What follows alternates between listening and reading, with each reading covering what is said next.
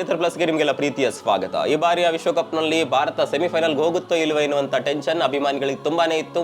ಆದರೆ ಸ್ವಲ್ಪ ಮಟ್ಟಿಗೆ ಭಾರತದ ಸೆಮಿಫೈನಲ್ ಹಾದಿ ಸುಗಮವಾಗಿದೆ. ಸೌತ್ ಆಫ್ರಿಕಾ ವೆಸ್ಟ್ ಇಂಡೀಸ್ ನ ವಿರುದ್ಧ ಗೆದ್ದು ಬೀಗಿದೆ. ಮತ್ತೊಂದು ಕಡೆ ಭಾರತ ಕೂಡ ಜಿಂಬಾಬ್ವೆ ವಿರುದ್ಧ ಗೆದ್ದಿದೆ. ಹೀಗಾಗಿ ಮುಂದಿನ ಪಂದ್ಯ ಅಂದ್ರೆ ವೆಸ್ಟ್ ಇಂಡೀಸ್ ವಿರುದ್ಧದ ಪಂದ್ಯ ಭಾರತಕ್ಕೆ ಮಾಡು ಇಲ್ಲವೇ ಮಡಿ ಪಂದ್ಯವಾಗಲಿದೆ. ಮತ್ತೊಂದು ಕಡೆ ವೆಸ್ಟ್ ಇಂಡೀಸ್ ಕೂಡ ಅದು ಮಾಡು ಇಲ್ಲವೇ ಮಡಿ ಪಂದ್ಯ. ಒಂದು ರೀತಿ ಇದನ್ನ ಕ್ವಾರ್ಟರ್ ಫೈನಲ್ ಅಂದ್ರೂ ತಪ್ಪಾಗೋದಿಲ್ಲ. ಈ ಮ್ಯಾಚ್ ನಲ್ಲಿ ಯಾರು ಗೆಲ್ತಾರೆ ಅವರು ನೇರವಾಗಿ ಸೆಮಿಫೈನಲ್ಗೆ ಹೋಗ್ತಾರೆ.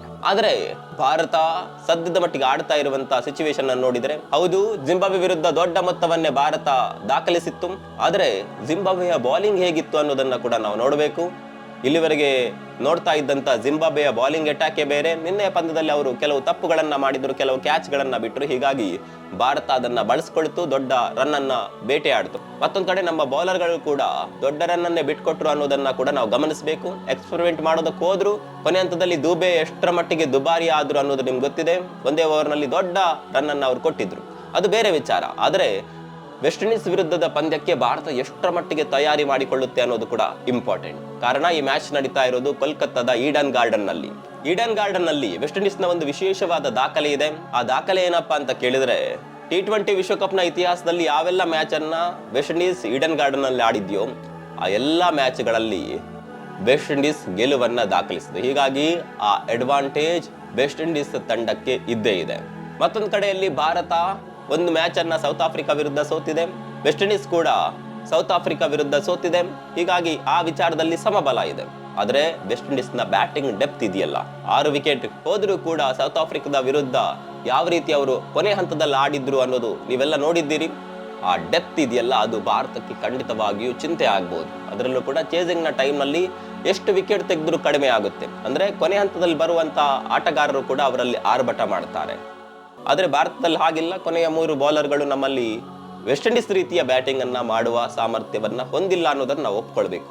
ಏನಾದ್ರೂ ಭಾರತ ಸೌತ್ ಆಫ್ರಿಕಾ ವಿರುದ್ಧ ಸೋತ್ ನಂತರ ನಮ್ಗೆ ಅಂದ್ರೆ ಅಭಿಮಾನಿಗಳಿಗೆ ಸ್ವಲ್ಪ ನಂಬಿಕೆ ಕಡಿಮೆ ಆಗಿರ್ಬೋದು. ಆದ್ರೆ ಭಾರತ ತಂಡದ ಕದರ್ ಅದೇ ರೀತಿಯೇ ಇದೆ.